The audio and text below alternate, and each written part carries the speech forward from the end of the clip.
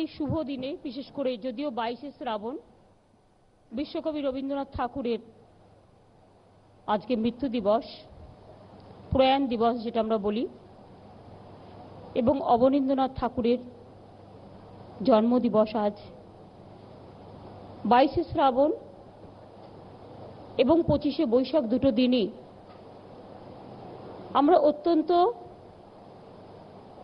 গভীরতার সাথে হৃদয় দিয়ে উপলব্ধি করে এই দিনগুলো আমরা মর্যাদার সাথে উদযাপন করি।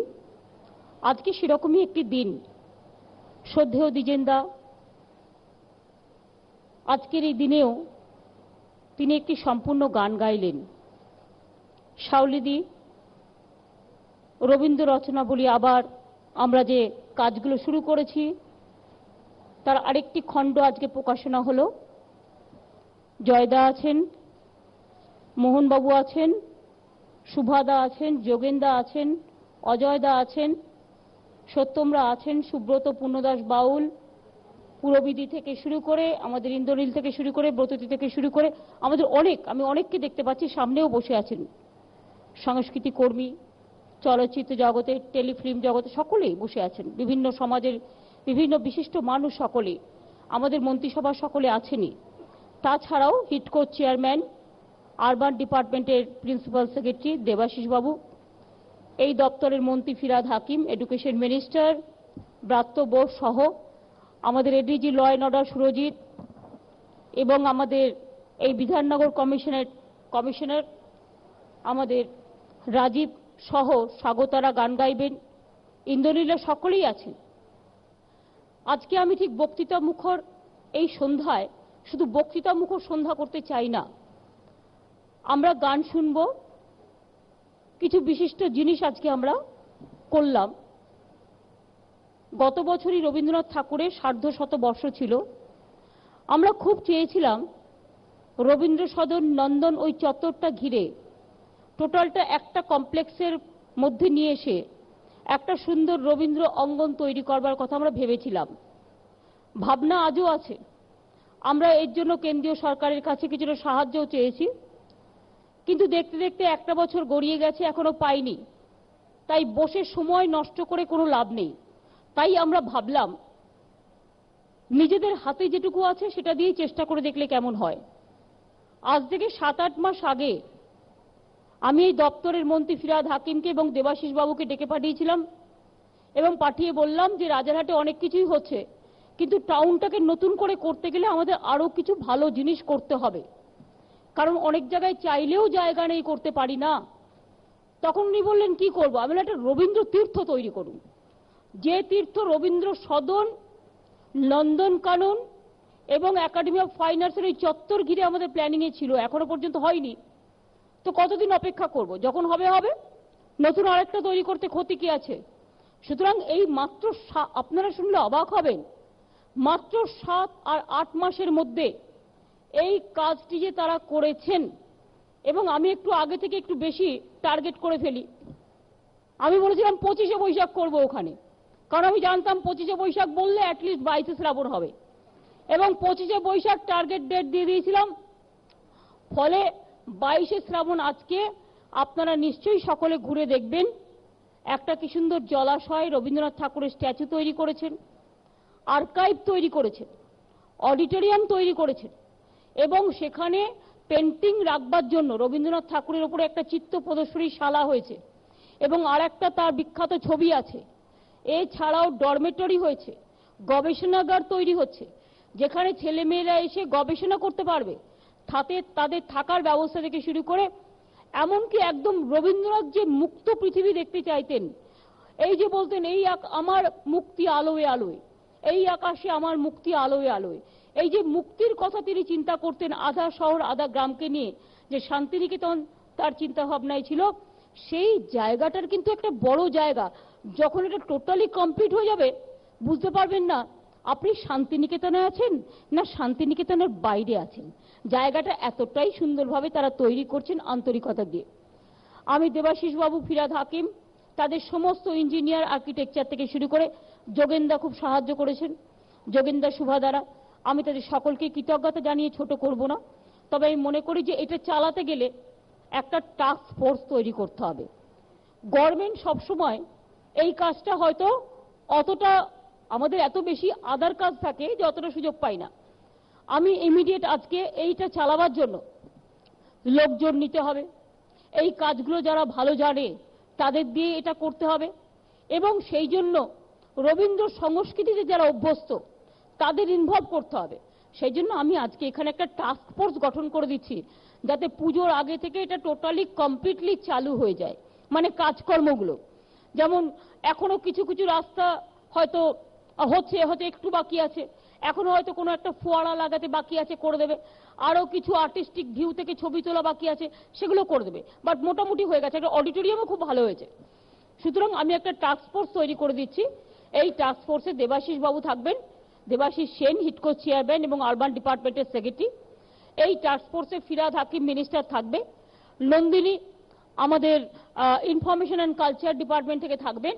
আর এই টাস্ক ফোর্সে আমি যোগেন চৌধুরী, দ্বিজেন্দা আপনারা জানেন, দ্বিজেন্দা, যোগেন্দা, শুভাদা এবং শাউলিদি এবং জয়দা, এই 5 জনকে রেখে একটা কমিটি আমরা আজকেই করে দিলাম।